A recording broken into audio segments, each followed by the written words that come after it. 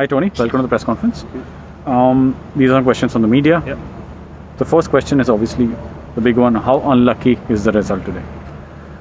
Well, I don't know if it's unlucky. I think there's more words to describe not getting that penalty. I think if I use them words, it's like our manager spoke out this year, because this happens to us every game. We've had blatant decisions just go against us. Okay, so I'll let you know what happened, because why not? Because we all need to know, don't we, to learn, right? So we get a penalty, but their coach is speaking to the linesman, because I know, because their manager's told me, okay?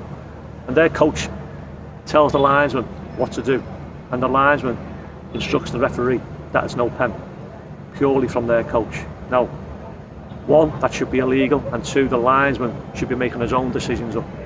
The referee was about to blow for a penalty, the linesman said something, and it's purely because the coach said something to the linesman, which is an absolute disgrace. So, you know, I don't know what goes on. All I know is our manager is wrongly sitting in the stand for 4 games, and yet this government, or the governing body, have sent referees home this year. They've actually sent referees home this year, and they should practice what they preach. Okay, so we've had to sit through again a player who worked hard, worked tirelessly all game to get an opportunity. He gets an opportunity, he gets kicked, it's a penalty. But it happens again, and it'll probably happen next week and the week after. So I don't know how you're going to change it, but it has to change. Apologise for the long reply. No, understandable, obviously. This is the forum for you to speak. Yeah, okay. The next questions after the game, you spoke about having the right personnel rather than the right system. You made no changes to the lineup. Have you now got both?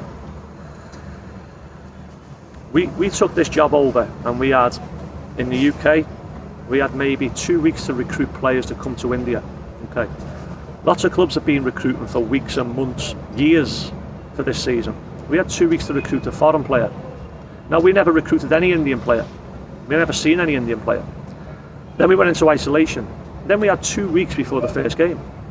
Okay, so it took us a long time to bring players in, and you've seen Surav, who I thought was excellent again, and I thought you've seen Golai, who I thought was excellent again. You've seen them two come in and help us, really help us, and these are players we would have recruited if we had the opportunity. Okay, so it's took us this long, and I think in the last 11 games, I think our form would have us in 3rd or 4th spot. So you can see the gradual improvement.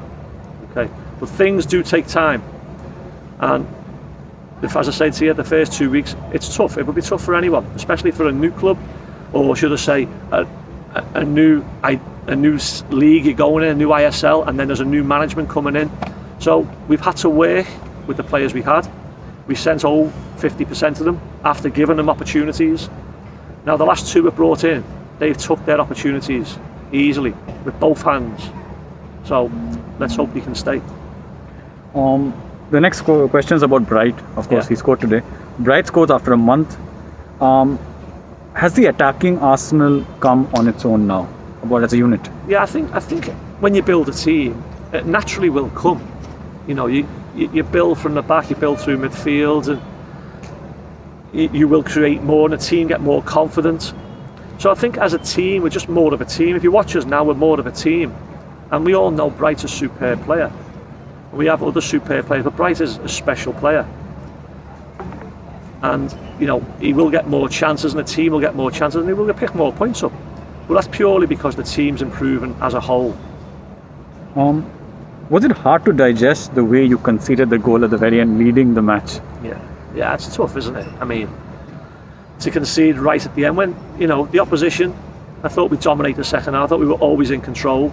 They kept putting on subs after subs, and they tried to inject some energy into the game, and it was just one instance. And to be fair to the big man, he's always in there and in about. He was a bit of a handful at times, but it was hard. It's harsh to take.